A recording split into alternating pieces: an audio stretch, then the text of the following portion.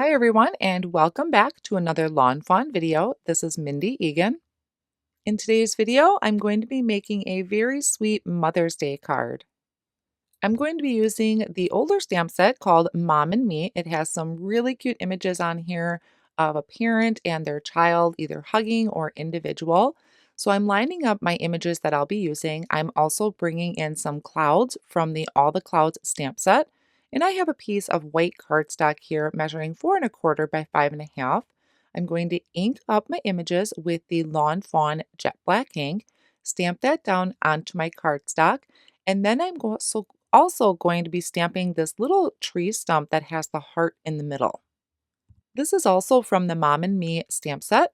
I'm going to stamp this tree trunk in Crunchy Leaf ink, and then I'm going to take this little heart off of that same stamp set, line that up right in the middle, and pick that up at the door of my MISTI, and I'm going to stamp this in Wild Rose ink, or any pink or red ink would look really cute for this. They also have included on this stamp set little sentiments that fit inside of that little heart.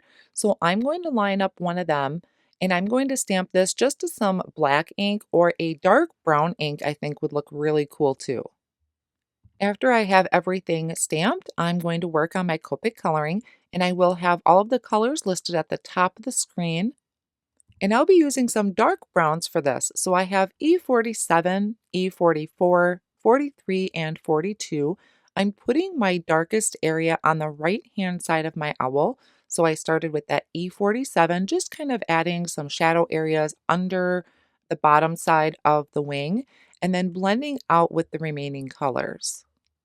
Now, you may notice here that I am going to end up forgetting one little part of the wing, but I do come back and fix that. I'm ending my coloring here with an E42, which I thought would be a really great color to color in my tree trunk.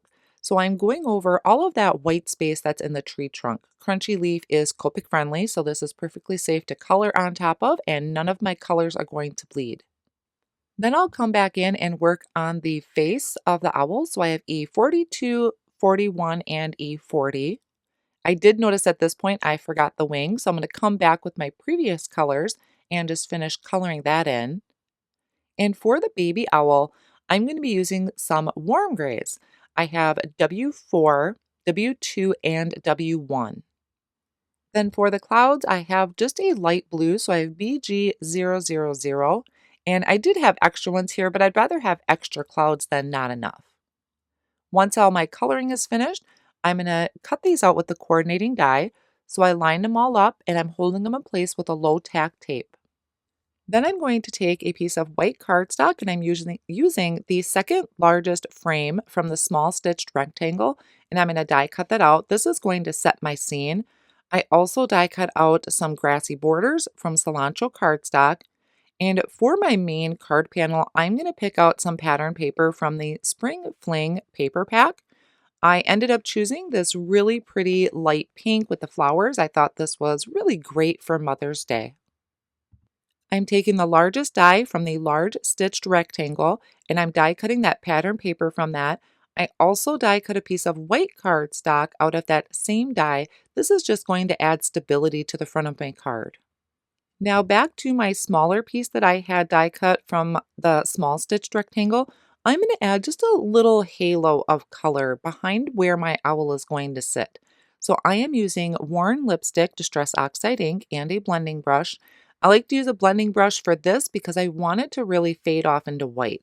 I didn't want it to be completely pink. I just wanted to tie in the pink of the patterned paper into my background. I'm also going to add a little color to my grass just to kind of give a little bit more look of dimension. So for this, I'm using Mowed Lawn Distress Oxide ink and a blending brush so that I can fade off into the color of the cardstock. I'm just starting at the top of the grass and blending down, and I'll repeat that for my smaller piece of grass that I have die cut here too. I've also been experimenting with different ways to add splatter to my images. For this one, I'm using the Mowed Lawn Spray Stain. So I spritzed a little bit onto my craft mat, and I'm picking that up with my paintbrush. And this is a small paintbrush. The smaller the paintbrush, the smaller the flicks. I'm also going to bring that blended panel back in, and I spritzed it down some picked raspberry spray stain. Now you can see my brush is a little bigger and my spots now, or my flicks, are a little bigger. So I pulled my paintbrush back a little bit. I moved farther away to help kind of make them a little bit smaller. Now I can attach my grass, so I'm just adding a tape runner to the grass and a little bit to my card panel there. That little piece I'm going to be adding my owl to. Put on both layers, and then I will be taking this over to my paper trimmer and I'm going to trim off any of that overhang.